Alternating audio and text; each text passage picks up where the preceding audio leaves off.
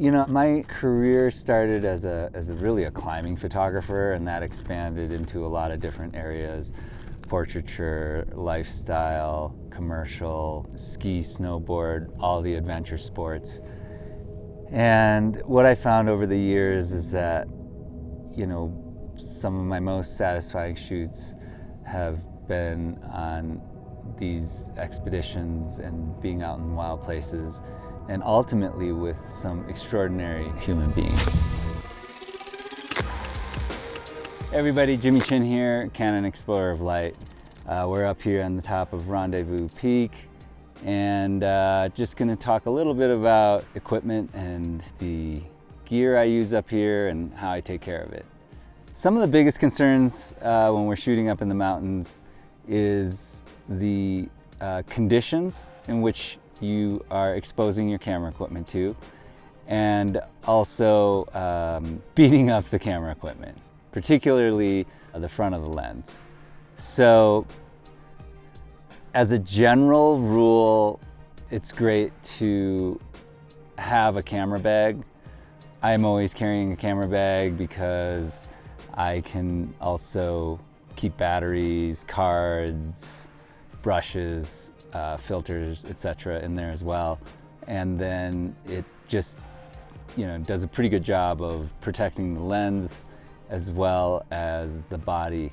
I found that the R5 II can handle, you know, some light rain, some light snow, etc., and still function pretty well.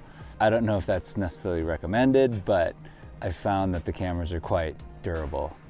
I personally don't carry lens caps out in the mountains because they inevitably get knocked off or get left somewhere, or if I'm on a big climb or something, it can actually be a hazard. It can fall off and fall a few hundred feet like a laser disc and knock someone out. So I usually actually don't bring camera lens caps, and just keep the camera in the bag or over the shoulder. So battery life is always a challenge, especially if you don't have access to charging for a day or a few days. You're up in the mountains or on a backcountry mission. You know, I think you need to be pretty aware of, you know, turning on and off the camera, being a little bit more intentional about your shooting, so you're conserving batteries whenever you can. When it gets really cold out, batteries tend to drop off in terms of power pretty quickly. In really extreme environments, I'll put a little baggie together with hand warmers in it and keep the batteries next to the hand warmers. I often carry the batteries in my chest pocket, especially if I'm sleeping up in the mountains. It makes a huge difference if you leave the batteries out in your tent, or if you actually keep them in a chest pocket or something warm overnight.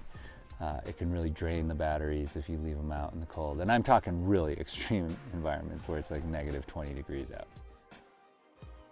So the Canon R5 II, and actually all the Canon cameras that I have been using over the last 10 years, have held up through some of the most extreme environments I can imagine. You know, they can actually handle quite a bit of environmental stress.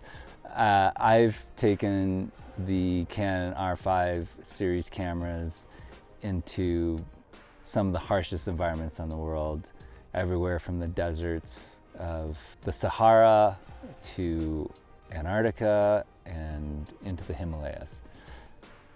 So far, nothing's gone wrong.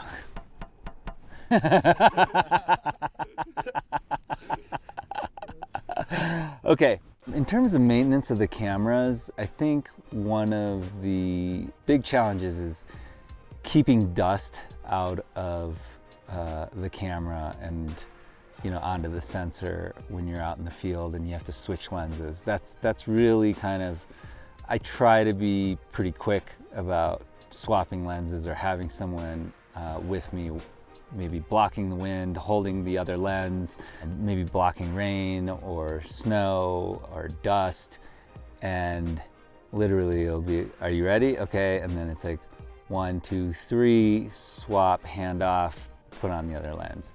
The biggest thing is making sure that you have the camera off when you're swapping lenses. It has a protective shutter guard that comes down when it's turned off. It makes it just a lot less vulnerable. So you still want to do a quick lens swap, but with the shutter guard, it's, you know, quite a bit less vulnerable these days. And then in general, you know, daily maintenance at the end of the day, trying to, you know, clean the lenses a bit, dusting off the camera, whatever it is, just giving it a little love at the end of every day is useful for the long haul. But I must say, there's a lot of scenarios where that's just not really an option. It would be a luxury to have time to deal with kind of, you know, cleaning the camera and lenses, a little more dire, serious situations where you just have to kind of, you know, hope for the best with the camera. And I've put the cameras through a lot. They've always come through for me. Oftentimes after a big expedition, I'll send my camera equipment back to Canon and CPS to get cleaned up. Just a peace of mind for me knowing that, you know, everything is reset, all my shoots from there. I know that all the camera equipment and lenses are dialed in. If I have a big shoot coming up, I try to stay ahead of things and get all of my camera equipment sent to CPS, dialed in, cleaned up, so that I know for the next few months on this big job that all my camera equipment is totally dialed. So the best part of my job is being able to work with some extraordinary human beings. And I've been fortunate to work with a lot of the top athletes in a lot of different genres of sport, and have also been able to share some pretty extraordinary experiences in some of the wildest places on the planet.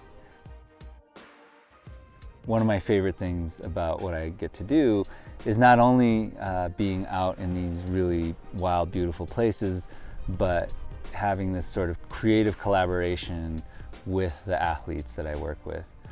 You know, when you see these photos of a skier hucking a huge cliff or a climber in the middle of a big wall at sunrise, you know, those don't just happen. They require a lot of coordination. I work with the athletes and talk to them about kind of what they're doing, what they're hoping to see.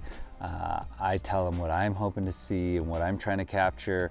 And we really have to kind of come together and put it all into place in order to get some of these images.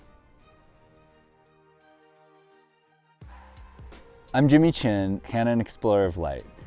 If you are interested in more tips and tricks, etc., follow Canon USA's YouTube channel.